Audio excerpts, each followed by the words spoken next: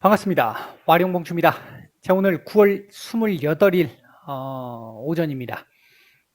미국 시장 얘기 잠깐 좀 드려보고요. 우리 시장 오늘 제법 눌림이 좀 나오고 있는데 우리 시장 뭐 얘기 좀 드려보고 그리고 어제 말씀드렸던 종목들 코멘트 간단하게 좀 드려보도록 하겠습니다. 얘기를 들어보시고 도움이 되셨다고 생각되시는 분들은 구독, 좋아요 한 번씩 눌러주시면 감사하겠고요. 현재 여러분들이 보고 계시는 영상의 아래쪽에 영상에 대한 설명을 볼 수 있는 부분을 클릭하시게 되면 저희 이 공식 카페로 들어오실 수 있습니다. 오셔서 무방 참여를 원하시는 분들은 이쪽에서 말씀을 한번 주셔야겠고요. 꼭 무방 참여가 아니라 하더라도 카페에 보시면 실시간적인 뉴스 정보나 증시 전망이나 시황 그리고 테마와 관련된 부분 강의와 관련된 부분 업데이트를 해드리고 있으니까 오셔서 도움받으실 분들 받으시면 될 것 같습니다. 자, 바로 보도록 하죠. 먼저 미국 시장입니다. 전체적으로 어제 미국 시장 뭐 혼조세를 보였습니다만 뭐 조금 밀렸다라고 보는 게 좀 옳겠죠. 차트상으로 놓고 보면 일단은 어제 아랫꼬리를 길게 달았고 나스닥을 기준으로 보면 하락을 했지만 아랫꼬리를 길게 달았고 그리고 양봉으로 돌려주고 마감을 했습니다. 차트 캔들 괜찮습니다. 괜찮고요. 어제 저점을 찍었던 자리가 60일선이었죠. 60일선을 찍고 지금 반등이 나왔는데 일단 반등이 강하게 나오기는 지금 어려운 구간입니다. 이제 부채한도 협상의 부분이 좀 남아 있기 때문에 다만 추가적인 하락이 강하게 진행될 수 있는 이런 부분들은 좀 일정 정도 제한적이다. 따라서 내일은 약간의 반등이 예상되는 정도. 어제 제가 말씀드릴 때 이 자리 도전 테스트가 있겠습니다만 살짝 올라서거나 요 근방에서 왔다 갔다 할 정도 상황 이렇게 말씀을 드렸는데 어제 연준 위원들의 발언들도 조금 있었었고 국채금리가 일단 국채수요 둔화로 인해 가지고 국채금리가 급등을 하면서 일단 좀 좋지 않은 모습을 보였습니다. 전체적으로 일단 뭐 제가 판단을 할 때는 전에도 이 말씀을 드렸어요. 여기 최대 14,600포인트, 650포인트까지는 열려 있다는 말씀을 계속 드렸는데 1차적으로는 800포인트에서 15,000포인트 뭐 요 위에 오르락 내리락 하는 정도 요 정도를 계속해서 말씀을 드렸던 상황이고 지금 현재 그 상황이 진행 중이다. 이렇게 보시면 될 것 같습니다. 어제 일단 뭐 경제 지표들은 뭐 그렇다 치고요. 뭐 지금 아주 중요한 지표들은 아니었기 때문에 연준 위원들의 발언을 놓고 보면 브레이너드 연준 이사 같은 경우에는 일단 고용도 조만간 일단 달성이 될 것 같다. 연준이 요구하는 요구치를. 다만 테이퍼링과 금리 인상을 같은 라인에 놓고 이 연계를 시키는 건 안 된다. 얘기가 파월 의장의 얘기와 같은 얘기가 나왔고요. 그리고 이제 윌리엄스 뉴욕 연은 총재 같은 경우도 일단 금리 인상까지는 아직까지 갈 길이 좀 멀다. 고용 자체를 좀 강조를 했었죠. 8월 실업률을 보면 한 5.2% 정도 되는데요. 그러니까 5.2% 정도 되는데, 팬데믹 이전에 미국의 실업률을 보게 되면 대략 한 3.5% 전후였거든요. 아직 멀었다는 얘기인 거죠. 금리 인상까지는. 이제 그 얘기, 기존에 나왔던 얘기에서 뭐 크게 다르지는 않습니다.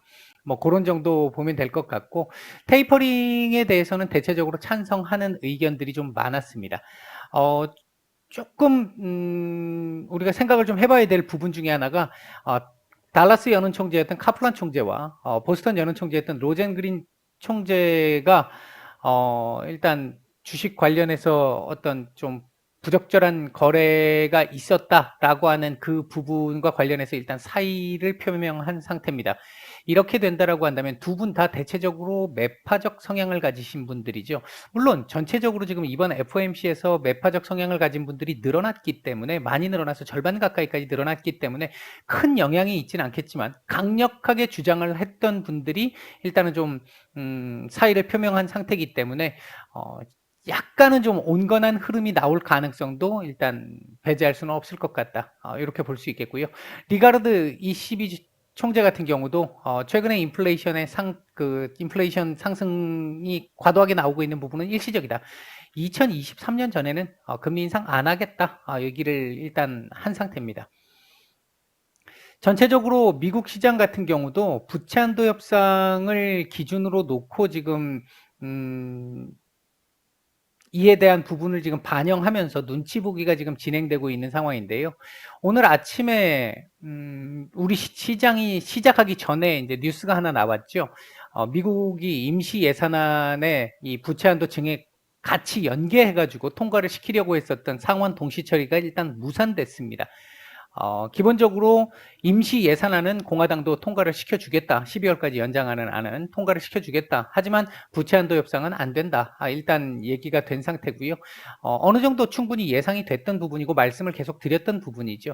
부채한도 협상은 일단 제가 볼 때는 10월 중순 정도로 보고 있는 상황이고요. 아마 그 부분이 맞지 않나 지금 생각을 하고 있고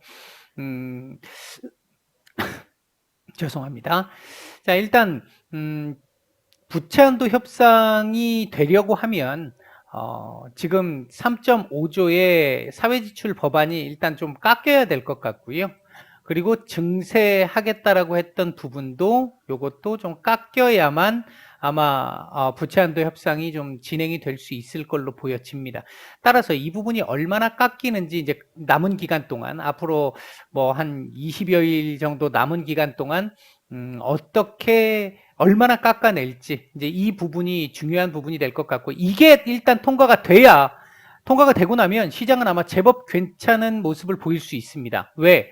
1.2조, 3.5조, 물론 3.5조에서 깎인다 하더라도 일부 정도. 그리고 증세가 일단 또 좀 깎일 거고요. 이렇게 된다라고 한다면 시장에 일단 그 강력한 동력 중에 하나가 생기게 되는 거잖아요. 그동안 지금 예를 들어 인프라법 같은 경우는 올해 내 1월부터 지금 법안 만들어진 1월부터 지금 계속해서 지금까지 계속 딜레이 되고 있는 상황이잖아요. 이 부분이 되고 나면 아마 관련주들이라든지 관련 섹터들은 조금 제법 괜찮은 모습들 나올 거고 시장도 상당히 좀 안정적인 흐름으로 갈 가능성이 좀 높아 보인다. 일단 이렇게 말씀을 드릴 수 있겠습니다. 미국 시장 얘기 요 정도 말씀을 드리고요. 우리 시장 뭐 지금 하락폭이 좀 제법 커져서 좀 겁이 좀 나시는 분들도 계실 것 같은데 일단 현재 외국인들 매도가 지금 제법 좀 나오고 있는 상태고 특히 코스닥 매도가 지금 제법 나오고 있습니다. 선물 매도도 지금 점점 커지고 있는 상태고요. 이런 상태에서 전체적으로 오늘 우리 시장 같은 경우 제가 무방에서도 장 직후에 말씀을 한번 드렸습니다만 3,100포인트가 지지 라인이 될 것이고 이 라인은 지키지 않을까 본다 이렇게 말씀을 드렸는데 그 시각은 그대로 유효합니다.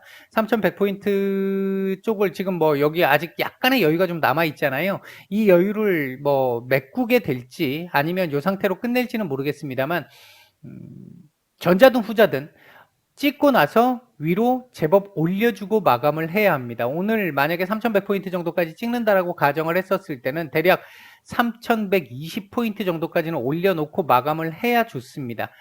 그 정도 된다라고 한다면 내일 다시 한번 테스트 이후에 반등이 나오게 될 수 있을 거고요. 물론 강한 반등은 지금 나오기 어렵습니다. 지금 구간은 앞에서 말씀드렸던 부채한도 협상 관련된 부분이 있기 때문에 지금도 보시면 어느 정도 지금 하락폭이 좀 나오면서 3,100포인트 살짝 3,100포인트를 살짝 이탈을 하지 않았었죠. 아직까지 아직 이탈을 안 했죠. 3,107포인트죠. 예, 3,100포인트 정도까지 일단은 찍을지 요 정도에서 지금 끝낼지는 모르겠습니다만 3,120포인트 정도까지는 올려줘야 될 것이고 일정 정도 내려오고 나니까 지금 일단은 하방 경직을 조금 확보하려는 모습들이 조금씩 나타나고는 있습니다. 다만 조금 아직까지 확실하게 돌렸다라고 얘기하기는 어려운 부분 중에 하나는 환율이 지금 올라가고 있으면서 외국인들의 매도가 나오고 있는 상태이기 때문에 그 부분은 조금 더 지켜봐야 될 부분이겠다.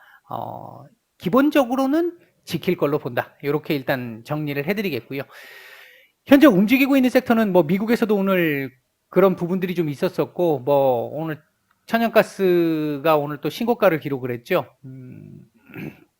이 부분들의 영향을 받아서 오늘 에너지 관련 섹터들 상당히 좋은 모습들을 지금 보여주고 있고 대북주들이 아침에 북한의 미사일 이 발사로 인해서 출발이 좀 좋지는 않았던 부분들이 대체적으로 좀 있었습니다만 죽지를 않고 있어요. 죽지 않아 그러고 지금 버티면서 지금 반등을 조금씩 만들어내고 있는데 일단 그 부분은 조금 이따 설명을 좀 드리도록 하겠고요. 뭐 그 정도 그리고 이제 원자력 발전 섹터들 영국 같은 경우도 결국은 에너지 부족 사태 발생을 하니까 원자력 쪽을 비중을 좀 늘려야 된다 얘기들이 나오면서 약간의 지금 반등이 좀 나오고 있습니다.